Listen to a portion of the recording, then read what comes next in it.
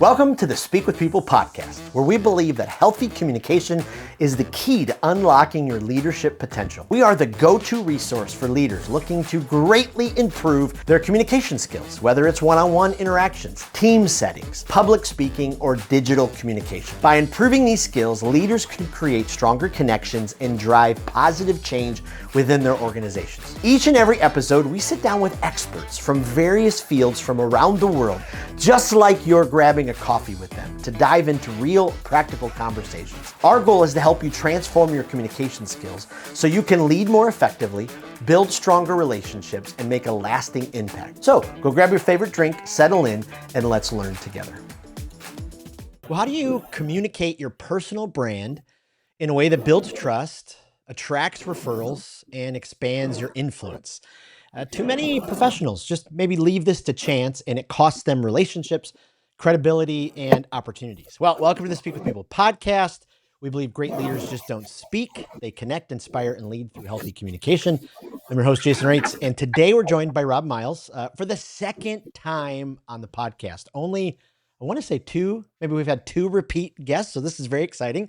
Rob's an expert. I've gotten to know him over the last couple of years, watched him on LinkedIn from afar, absolutely love how he leads, casts vision, and how he helps shape so many different financial professionals for how they grow their businesses and their practices.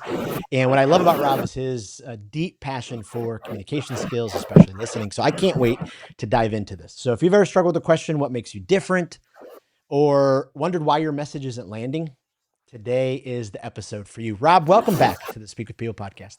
Great. Thanks for the invite. Honored to be, I think you said one of two to repeat visit. So I'll take that as a victory. I love it. I love it. Well, hey, your episode in 2024 was one of our highest listened to episodes, believe it or not. And so that was exciting. And so it's always great to have a guest back. For our listeners who maybe missed that one, could you just give us the 30,000 foot view of your story, who you are, what you do, what's kind of got you to this place? Yeah, absolutely. I work for Truist. I'm head of national sales for a wholesale division, which includes several lines of business, including wealth and commercial banking and such. My role every day is to help people be better at what they do. Our advisors, our teams, our support professionals, and obviously today's topic is communication. That's a heavy part of it. But more broadly, it's how to make them be better at what they do in terms of service to their clients and providing advice.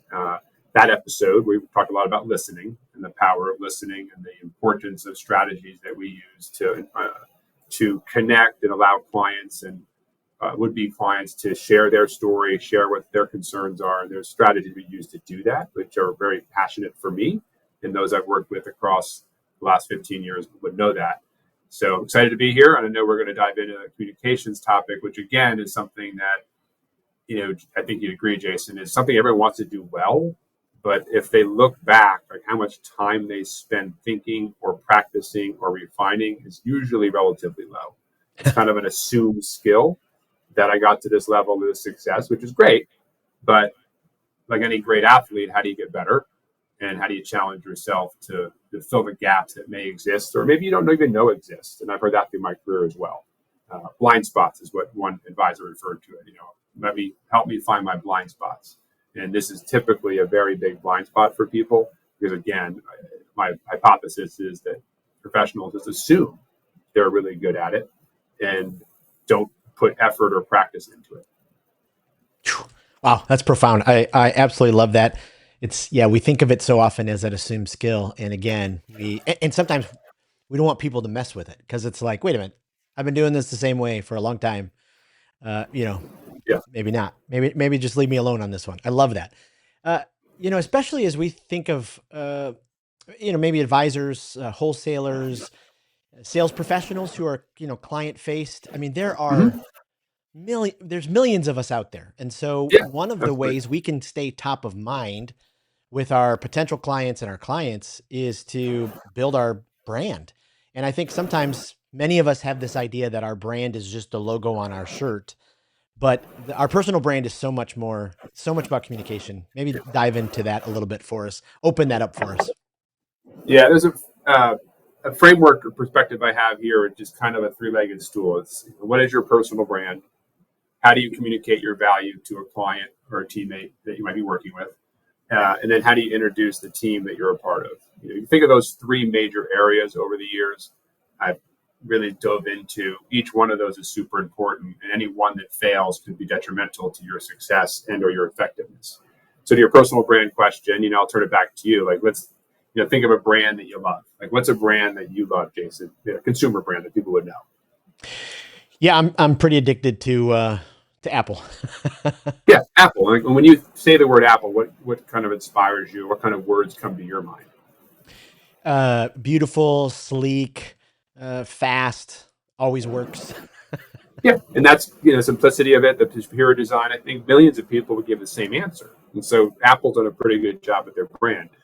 And we could play this game all day. Brands that people love like Costco and Chick-fil-A comes to mind, Trader Joe's comes to mind, Ritz-Carlton comes to mind, the Mayo Clinic comes to mind. So, to speed up our conversation, what I ask clients then is, well, what is your personal brand? Like, you don't have a logo.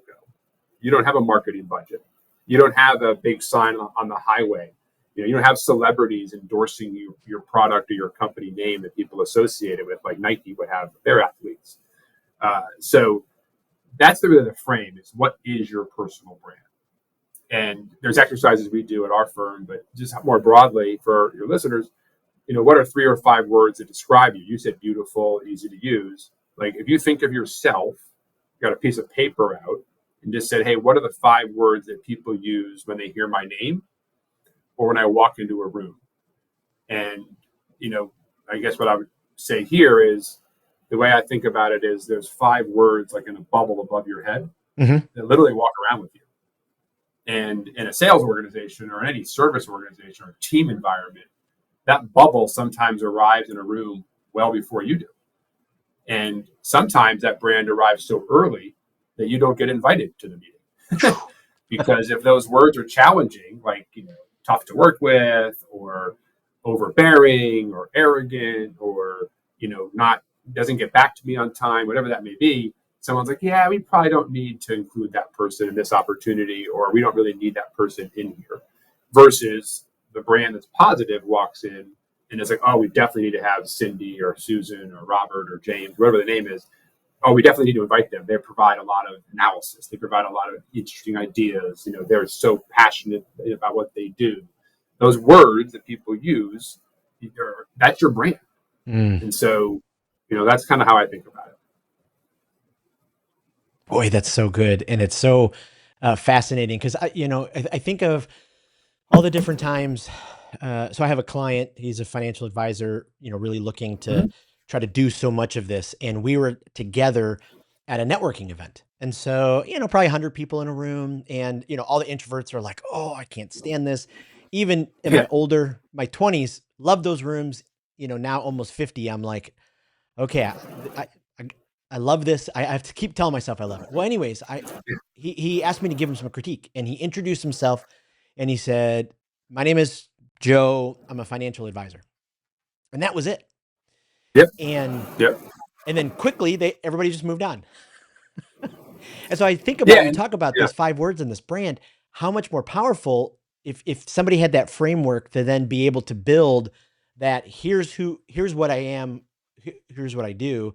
And so maybe talk to us for, about that kind of introductory piece for a second. So we've got those words, we're starting to build that. How can I use that now to, stay top of mind with other people? And that's that second leg of the stool: value proposition, value promise, which can always get people like angry. Like, I don't want to do that. That sounds so salesy or marketing. But before I go there, let me back up real quick. You mentioned introverts and extroverts, and there's this sort of hypothesis that people who are extroverted might be better at this or easier at this, and that could be in some levels easy to understand for some people. However, it's not. When you look at behavioral styles, we use the DISC model here at Truist Wealth and across our Truist businesses to help people understand that people behave and communicate and need to communicate in different ways. And so part of the personal branding is to have confidence in yourself. So, for example, before we go to the value prop part of it, if that personal brand for someone is thoughtful, diligent, empathetic, even relatively quiet or shy, that doesn't mean bad. It means you need to position yourself great. You need to position yourself in that way. You need to understand that your brand could be, I bring in Jim because he's so thoughtful. He's the one that listens the best. He's the one that captures the best notes. Oof. He's the one that gets to know the client in a level of depthness that I can't get to know them. They provide an empathetic and or caring persona that is critical to the advice we're giving. And so part of what I do every day is, as I said earlier, making people better at what they do, is to remove that doubt, like to understand their brand. And then where they need to enhance it or protect it or change it, we can talk about that. So that's one thing I wanted to point out to people listening is, you might think, oh, the people who are gregarious and outgoing and can talk to anyone that they ever meet. Yeah, that might be an easier skill for some people, but it doesn't necessarily mean their brand's excellent, because every brand item has some negativity to it as well. The easiest one is, do you want to work with a confident professional or an arrogant one? No one would say arrogant, right? But Right. confident sounds really good. Yeah. And there's a fine line between that, right? Yep. So that's that. Okay, your question on value and how to sort of take that, how to think about that. Once you understand your brand, then you can communicate your value. To your point of the financial advisor you're talking about, the most common answer to the question, what do I do? Or what do you do? Sorry, is name and job title and company. Yep. I am Bob Smith from X financial firm, and I'm a financial advisor, or I'm a banker, whatever that may be. Yep. That's not the question. Right. The question was, what do you do? And it takes a lot of thought to really answer that question. And what I mean by that is you have to internalize it to the point of belief. So when someone says, oh, this is just like an elevator pitch. No. That's not what this is. That's an awful thing to think about. What I'm talking about is the core of how do you describe the value that you bring to someone upon meeting them? And that's the question, what do you do? And my earlier point of people don't work on this or practice this, that if you get a question like, what do you do? You're more likely to do what your client said, just sort of answer it like, oh, I'm Cindy at X firm, versus a very thoughtful, passionate answer. You also may just start to do what I call like the prayer for hope. It's like you look up at the sky because your brain is now thinking, what do I say? Mm-hmm. And therefore you don't sound confident. You don't sound you're in it to win it. You don't sound ready.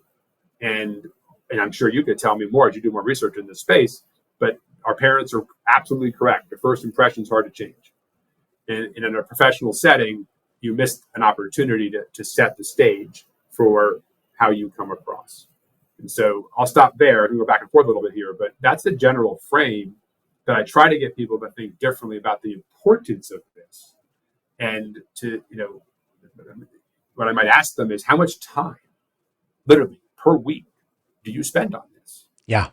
The answer is usually zero, because back to the assumption point, people don't schedule time to practice communication or practice introductions or practice my opening or practice, I'm meeting prospects later today that I've been looking to get in front of for 6 months. And when they're going to ask me, what do I do? How am I going to handle this conversation? They just go to that meeting, assuming that they are going to have a good answer. And they may work. But my point is consistency and preparation will breed excellence. Wow. I heard an interview once. Someone asked Tiger Woods, for those of our listeners who don't know, maybe the greatest golfer of all time, said, what's it like to be able to putt and be great at it?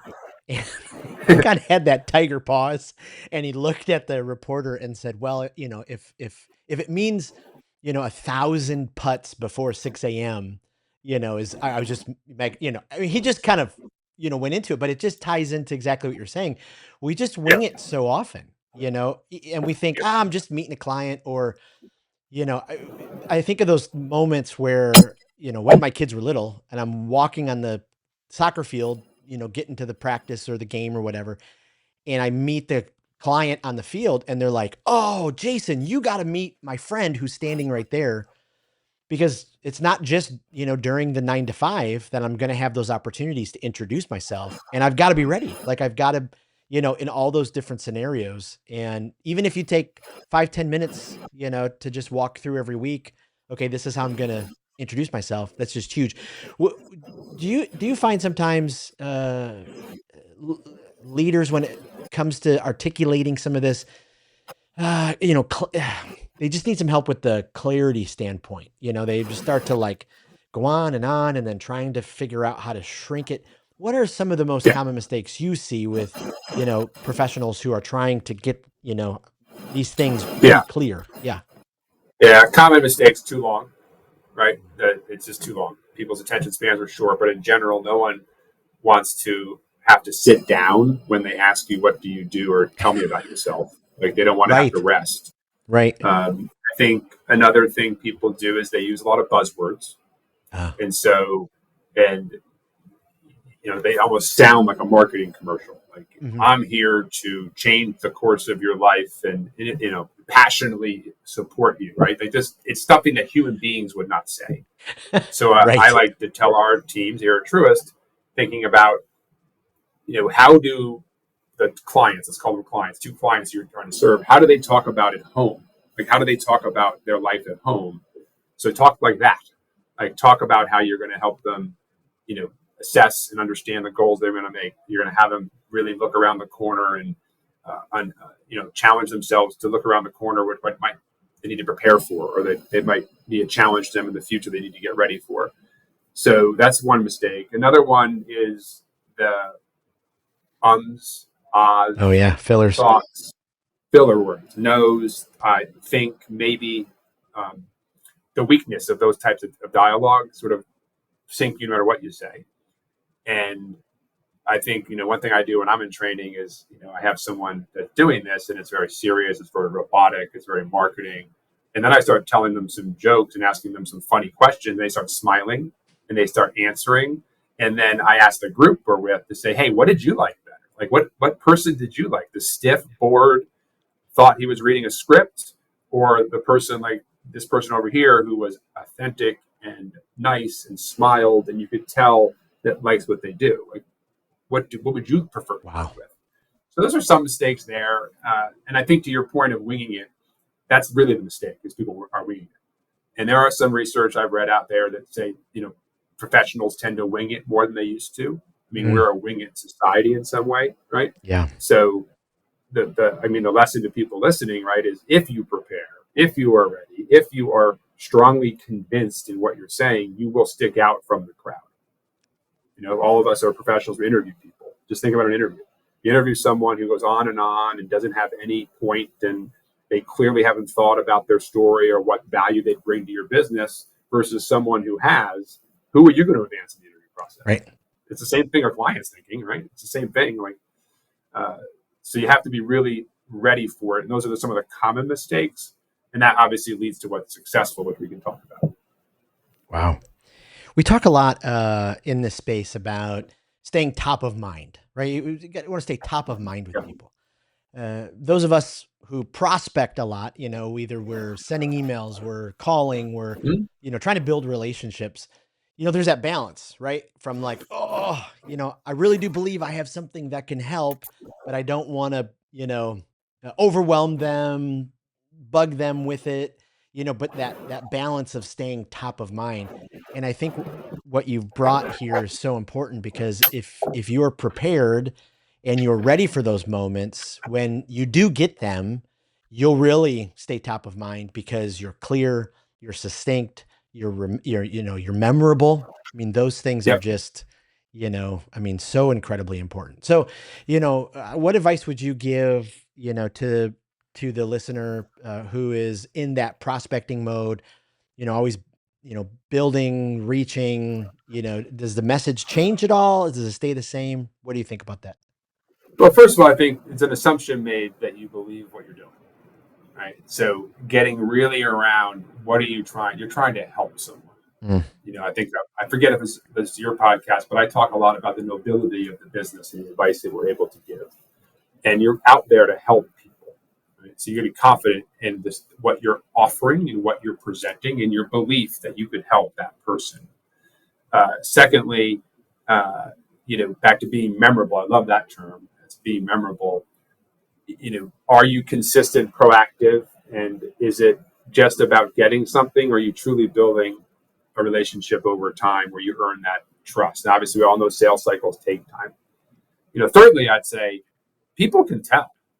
I mean, At the end of the day, if I like to think of this, and I use this analogy in my coaching and working with teams, is that let's say you have this prospect meeting, okay, or client meeting, and it's two people, husband, wife, etc.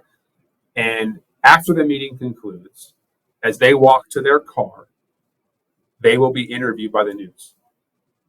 And the news will ask something like, was it worth your time? Did you find the person prepared? Did you learn something from this person that you haven't learned from another provider? Would you send your most loved ones to this person? Are you glad that you took 90 minutes off of work and drove into the city or drove across town to meet this person? The answers to those questions will tell you how successful you were. Right. And obviously, I don't think anyone has news stations sitting outside their conference rooms, but they truly do, because that is the conversation that those two human beings are going to have as they walk back to their car. Wow. You just won't be able to listen to it. Right. And what I think about is we are relatively, this could be challenged, a relatively polite society. So some people, when they're asked, hey, thanks for the time, great meeting, really good, follow up with you. Oh, thank you. Everyone feels good. But then when they walk back to their car, the honest conversation might be, that was a waste of our time. Yep. Or, I didn't get to say a word. Did you understand all the acronyms this person was using? Right. Do you think they were prepared? Like, they kept confusing us with someone else. That's kind of how it goes. And so I think about those points all go back to the hypothesis that you must be prepared, you must be confident, you must have practiced and thought through what the value that you bring is, regardless of your industry. Financial services, accounting, legal, all of us, maybe some of us have done home projects where you bring contractors in. You immediately dismiss a couple because of the way they behave, communicate, they can't articulate, and you don't know if they're the greatest contractor in the history of time.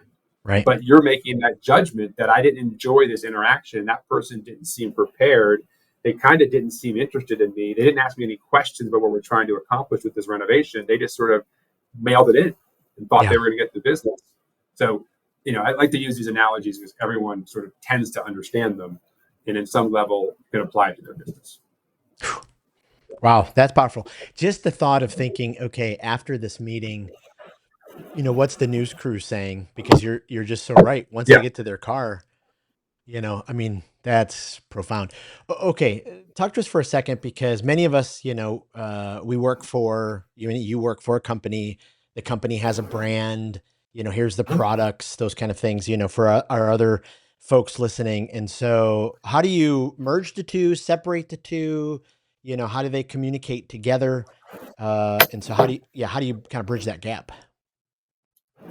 Yeah, it depends on the industry, but for us, here at Truist, we're a purpose-driven organization. We're here to build better lives and better communities, and that really aligns within the space that we're in, providing advice and counsel to people. So we're aligned to that brand concept of being purpose-driven, because all of our advice is purpose-driven, which is why we believe in the power of listening and understanding our clients at a deeper level, and then bringing the right teammates with different backgrounds, different experiences, different levels of advice to the table based on what we've heard, and then have a very robust and thorough planning process to make sure all parts of that are covered. And then, of course, the constant review or proactivity of reaching out, because life does change. That is Truist Wealth in a nutshell. Obviously, on the personal side, there's the personal attributes and the personal team, perspectives and how they implement that. But, you obviously want to align. I think you want to align with that. But on a deeper level, there is a human level here of that's all good. But on a personal level, like as a representative of that institution or my team, do you feel I'm going to provide that to you? And at least in the financial services space,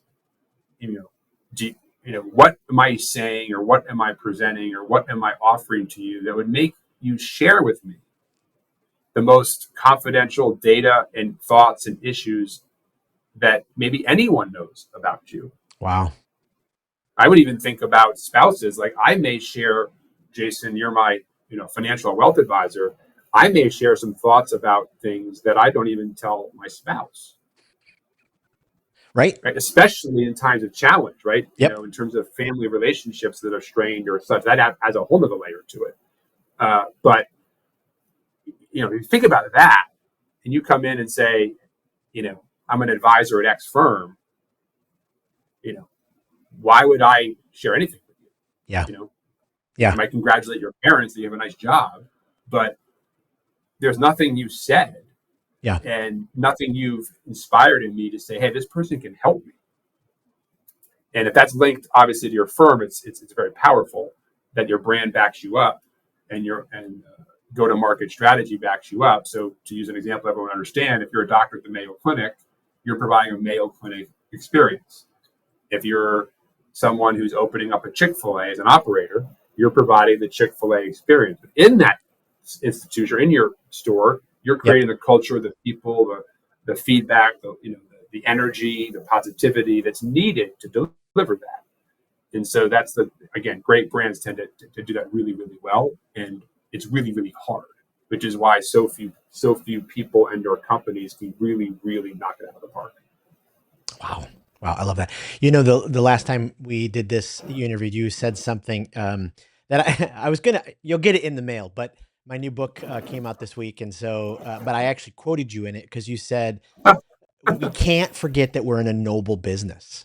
And just what you said. I mean, people are sharing parts of, so intimate details. And if we view them as just another check mark or another transaction, our brand is not going to last. And that stuck with me. I've probably used that quote. I mean, sorry, it's going to sound like I'm a fanboy and I'm, kissing your butt a little bit, but I've used that quote in, I don't know, 30, 40 trainings with firms all over the place. Cause I'm like, we can't forget this. It's so huge. And it's forgotten every day. Yeah. Right. It just is. And the ability of the business, the ability of the advice we give is, I think, something I obviously talk about a lot, but it's a good reminder. It's a good litmus test, right? Any job, any day-to-day business can get routine and or you have pressure on you, and et cetera, and you're tired, you have things going on in your life. But, another way I try to enforce that is, as an advisor or any business, you might have hundreds of client interactions and meetings in a given calendar year, but that one client may have 2 with you.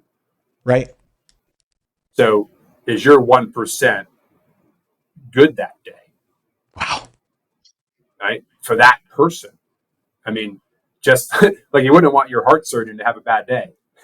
You want them to be prepared and ready and have done their work. So, it's in a world where we don't talk about it enough. I think you can really stick out when you can get to that level. And to the points we're making, the one way you are noble is by being prepared and clearly articulating the value that you bring to encourage people to allow you to provide that advice. Wow. And that sort of it leads to it, which again, back to the value proposition piece we were talking about, being able to develop a true bullseye, if you will, bullseye of what your business is. And so versus job title and company versus, what I do every day is help clients like yourselves look around the corner to avoid the errors that people make in their wealth journey. Okay. So Rob, there's so much out there when it comes to the importance of story and learning how to tell stories, listen to stories, capture stories. Talk about it, especially for advisors, especially for sales professionals.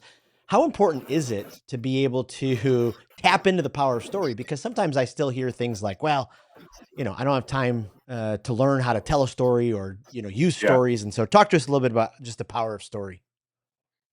Well, to your point, storytelling is an art. It is a trained skill. There's lots of information out there, but I get your point. It's a lot of work for someone to maybe try to get comfortable there.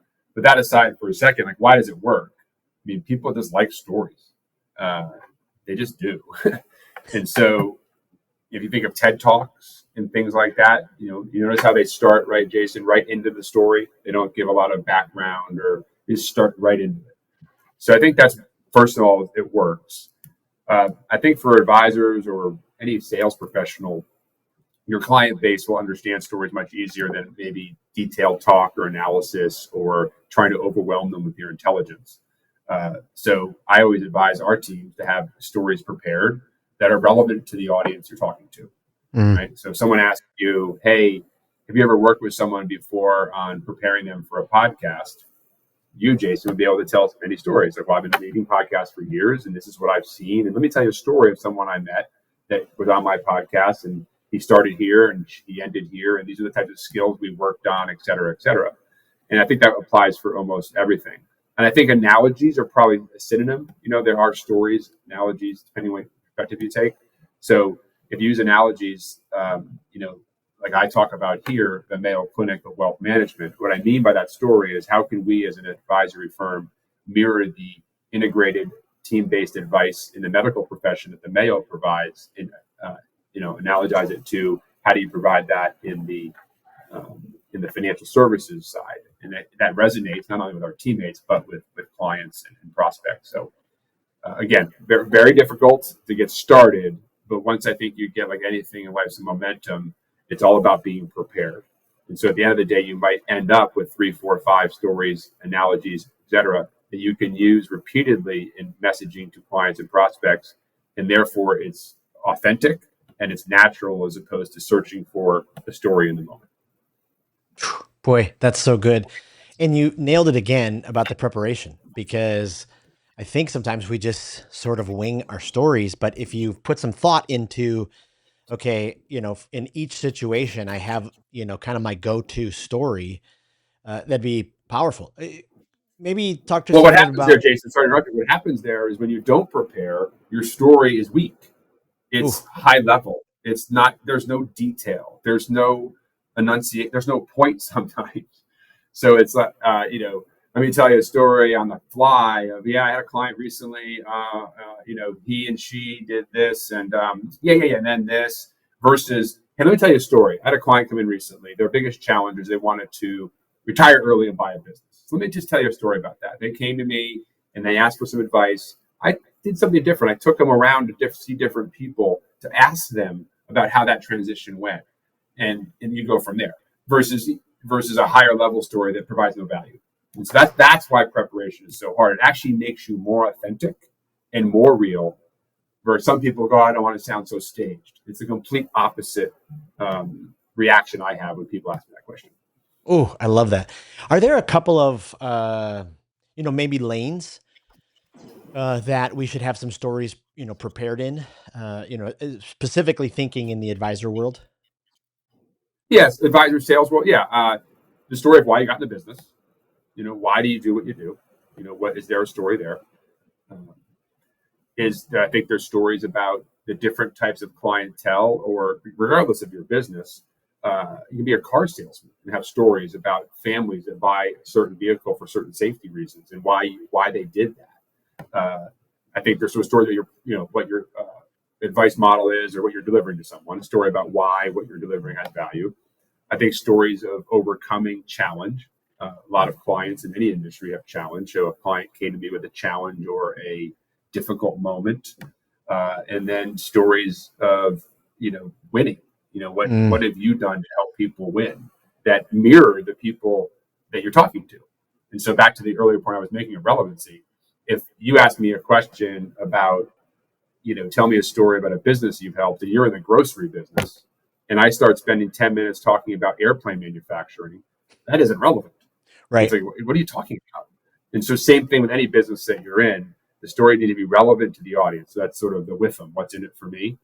People want to hear something that resonates with them. So that's why having multiple examples or stories are important. Again, that you're prepared so you can massage them and use them in different audiences that are relevant to who you're talking to, and they can get something out of it. Right. Right. Oh, wow. Wow. I love that. So talk to us for a second. Especially advisors, financial professionals, uh, folks with, a good amount of letters after their name, they've studied, they've gone through, so much. They have the wealth knowledge, they're experts. How do we sometimes, translate that into simple language? We've talked about stories, we've talked about the power of all this, but if we can't, if we Yeah. overwhelm our client with, Yeah. this and that and this, so how do we, is there like a, a funnel or a tunnel that we need to kind of, translate it through? It's a good question. I mean, generally, you're not going to overwhelm someone with your intelligence. Mm, So all the letters and stuff, they're nice. You're prepared. But again, it just goes back to what's in it for me. Like, so what? So if someone tells, if an advisor, again, regardless of industry, starts to tell me that they're the best in their industry, they have this award, that award, they've been nominated for this, they appear in these magazines. My only answer when I'm coaching someone is typically, your mom and dad must be so proud of you. But what's in it for me? Like, how do I benefit from this? Yes. Right. And so talking your language about, is one. And two, people in general are afraid to simplify things because in their mind, it sounds too simple. So like if I'm providing advice or a business proposition, the more complex it sounds sometimes, the more I feel I have value that I'm adding. I think it's the complete opposite. Simplifying the complex is not easy. It doesn't make it easy. And so how do you boil down things in a way that confidently give the person you're talking to a perspective on your ability, your background, and how to help them? So a great back to stories, a cardiovascular surgeon doesn't come in and show you video of exactly where he's going to cut or she's going to do, right? They give you the high levels with some confidence and they explain it in a way that makes sense. This surgery's risk rate is very low. Its outcomes are very positive. I expect your loved one to, over the next few months, be as good as new, if you will, and have a new lease on life with energy. And all of a sudden, the story starts to sound a little more comforting while also giving you confidence in the professional's ability to deliver that. And so, again, I would close this sort of thought process here with complexity doesn't always make you sound smart. So good. So good. So you've spent, much of your career, financial world. If there are a few lessons that you could give our audience about, that longevity, that, staying in the industry, what are a few of those, big lessons that you've learned that have really kind of helped guide you as you just, now I'm trying not to say you're old, but I'm trying to say you're very seasoned. You Yeah. have, Yeah. People are very creative these days to remind me that I'm older now. Yes. Especially some of the people that work in our office, it's like, well, I wasn't born in the year 2000. Anyway, I guess I'm not sure the answer to that other than you got to love what you do and you got to have some type of meaning to it. So I spend a lot of time thinking about that. Like I just got a note from one of our advisors. It was very heartfelt, very thankful. We had bonded over something and he was a recent training of mine. And, I print those, and I look at them and I save them. And over the years, that's sort of my metric of my doing something of value. The other point I'd make is being humble. This is a learning process, and new things are coming at me. New things come at everybody. Like, how do you evolve? How do you not stay in place? So, my team and we like to talk about iterating, and we're never done. And we're constantly improving what we can do, not being comfortable. Like once you're comfortable, it tends to be over. And I've worked with a lot of advisors and salespeople in that area of, you're 30 years into this, and you have 5 years maybe left in your business in terms of your plan. And how do you make that last 5 years the most successful, impactful, rewarding, emotionally fulfilling 5 years of your career? There is no rule book to say it has to be coasted into a finish line. So those 2 points about, loving what you're doing, evolving, and running through the tape, if you will. Wow, boy, that's cool. And you said something that was so profound. I remember listening to John Maxwell years ago, talk about those seasons that are low and all the struggles are coming and you're trying to figure it out. And love that you save that note from the advisor. He talked about how those are kind of like hot poker, to a fire. Like those low seasons, pull them out and remind, okay, hey, this is the difference we've made. Here's where we're coming. And it's just powerful to be able to do that. Yeah. I mean, also, as good as it feels, it also gives you some lessons of like what resonates. Yep. And what doesn't.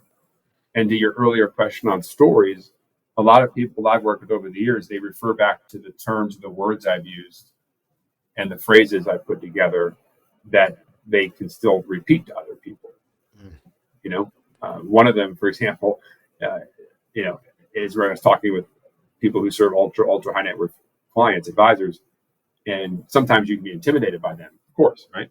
But it may sound crass. I don't mean to make it to sound this way, but billionaires have problems too. Yeah. And some of the advisors I've worked with years later still remember that as a source of reminding them that they're in the advice business, reminding them that the human beings that they're in front of, regardless of wealth level, have some commonalities and challenges in life that we all have: disease, death, tragedy, guilt, whatever that may be, poor relationships with their children, or difficult marital relationships, business failure. Those are all kinds of things that, regardless of your wealth, sometimes you're going to have, or you will have. So again, I think the storytelling, the words that you use, if you make them memorable, people tend to remember them, and therefore you have a longer impact with them. Boy, that's good. We kind of started this way. We'll kind of wrap this way, but I told you I've used that quote you used on the last time you were on the Speak to People podcast about how we're in a noble business. Like people is our business. Maybe talk to us, share a little bit of wisdom about how to stay in that framework, because we get so busy, right? I mean, meeting after meeting after meeting, and then the emails, the dings keep coming in. How do we keep, in that framework of, hey, this is noble. I get to serve these people. I get to be a part of their life. I get to advise. Yeah. Let's be honest, right? It doesn't always feel that way, right? The day-to-day work life and activities, I think it's something we've been talking about. It's just constantly reminding yourself, realizing that you have to step back and zoom out a little bit. There's an analogy: if you're staring at a painting, you see one thing, and you zoom all the way out, and you see another. Yep. So when you zoom out, the progress that you're making, the people that you're impacting, in the day-to-day may not feel it sometimes. So just trying to zoom out, and then, from a leadership perspective, I believe, and I do a lot of leadership coaching now too, and with our leaders, and I was just doing that this week, so it's recency bias, but are you gaining followership? So if you're truly doing great work and you truly are a great leader, whether you're serving a client or whether you're managing teams or you're a coach of a sports team, if you're gaining followership, you'll feel it, because people will follow you. They will start to use your work. They start to come to you for advice. And so I try to think about that a lot. Like, am I gaining followership in the sense of the ideas and the work that I'm doing? Are people, are they using it? Are they finding it of value? Are they coming back to me with, this has really improved my performance, or this has really improved my job, or it's led me to a new career opportunity? So, followership is something that I think a lot about, and I think leaders should think a lot about too. And that if they can gain followership, their impact increases. Oh, powerful. There's a reason why your episode last year was one of our highest downloaded. I mean, this is just great. And next week I keynote Regions National Conference for their financial advisors. So this has given me, tons of fuel and excitement as well. Leaders are learners. And so we're building this online database for leaders, professionals, to kind of get new ideas, find new resources. Is there a speaker recently that you've heard that, maybe a specific speaker or a talk that you just go, oof, everyone's got to check out this speaker? Not recently. I go back to there's that one about, I'm blanking on his name, the former Navy SEAL that was responsible for taking down Osama bin Laden. I think it's Make Your Bed. Right. I saw that book in my office the other day, and I'm planning to reread it. But I've seen some clips of it all over social media all the time, and I guess that's one of those you can reread all the time, right? I love it. And then there's the other book and TED Talk, The Last Lecture, by the Carnegie Mellon professor who died of cancer. One of the more phenomenal speeches you'll ever watch. And the book is equally as good. So those are two things that kind of in the go back to and read every so often. To your earlier point of the nobility part of it, read that, and your nobility focus will increase. Oof. Rob, thank you again for your words. Thank you for being so generous with your wisdom, and really appreciate you coming back on the podcast as well. Can't wait for this to air, and I know it will be a giant help, resource, encouragement to our listeners. So thank you again. Well, same to you, and I'm sure my mother will listen 1,000 times, so that might spike up the ratings a little bit. I love it. I love it. Thanks again. Thanks for tuning in to today's episode of the Speak with People podcast. It means the world to us when you share this episode. Thanks for liking, subscribing, or following the podcast. That really does help the podcast get into more ears and into more leaders listening. Also, don't forget, we have 2 exciting resources for you. The first is go to Facebook and join the Speakers Group. This is a community designed for leaders who want to grow their communication skills. Also, go to speakwithpeople.com/skills library to access the Communication Skills Library. It is an online resource chock filled with resources that will inspire you and transform you and grow your communication skills. Thanks again for being a part of the listening community. We cannot wait for the next episode.